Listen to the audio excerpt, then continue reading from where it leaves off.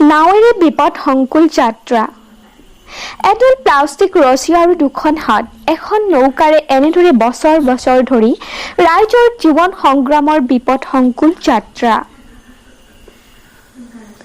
পৰিৱৰ্তনৰ শ্লোগানেৰে শাসনৰ গাঁতিত অধিষ্ঠিত হোৱা বিজেপি চৰকাৰৰ উন্নয়নৰ ফুপুলা স্বৰূপ পৰিৱৰ্তনশীল আধুনিক ভাৰতৰ অসম ৰাজ্যৰ এক অংশত গোলাঘাট জিলা আৰু কাৰ্বি আংলং জিলাৰ মাজত থকা এটি নদী ঘাট দেওপানী পাৰঘাট নামেৰে পৰিচিত। এই ঘাটটি দেওপানী সৰুপথাৰ বৰপথাৰকে ধৰি বিভিন্ন অঞ্চলৰ জনসাধাৰণ অহা যোৱাৰ মূল পথ হিচাপে ব্যৱহৃত হৈ অহা পথটি দেওপানী আৰু ধনশিৰি মহকুমাক বিভক্ত কৰিছে ধনশিৰি নদীখনে।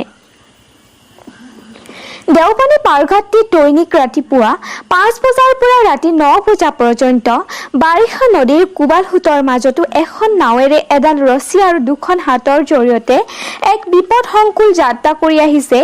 মৰণক শৰণ দি নেদেখাজনৰ ওপৰতে ভৰসা কৰি দৈনিক শ শ লোকে তথা ছাত্ৰ ছাত্ৰী অহা যোৱা কৰে নাওখনেৰে।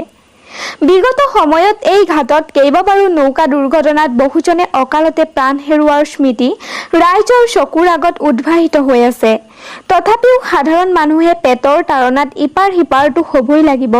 শেহতীয়াকৈ ৰাইজৰ আশাসুধীয়া প্ৰচেষ্টা আৰু সংগ্ৰামক সন্মান জনাই চৰকাৰে এখনি পকী দলঙৰ আবণ্টন কৰে যদিও আজি তাৰিখলৈ দলং নিৰ্মাণৰ কাম সম্পূৰ্ণ হোৱা নাই।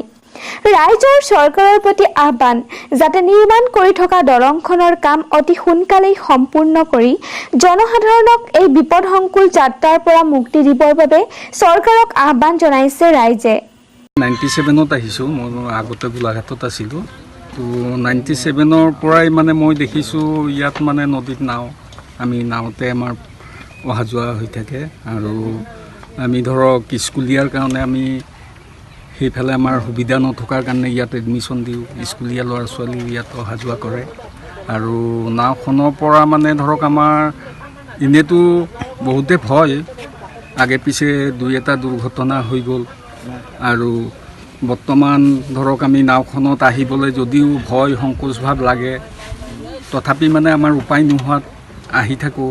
আৰু আমি অত বছৰে মানে নাৱত পাৰ হৈ থকাৰ কাৰণে এতিয়া আমাৰ সাহস এটা হৈছে। আমি ধৰক বাইকো পাৰ কৰিবলৈ ইমান ভয় নকৰোঁ, কিন্তু নতুন মানুহৰ কাৰণে অলপ অসুবিধা হয়। আৰু বৰ্তমান আমাৰ দলংখন হোৱা দেখি আমি গোটেই ৰাইজে মানে বহুত আনন্দিত হৈছোঁ যে দলংখন অতি সোনকালে হ'লে আমাৰ কাৰণে ভাল হয়। বিশেষকৈ আমাৰ স্কুলীয়া ল'ৰা ছোৱালীখিনি ইয়াত বহুত আছে।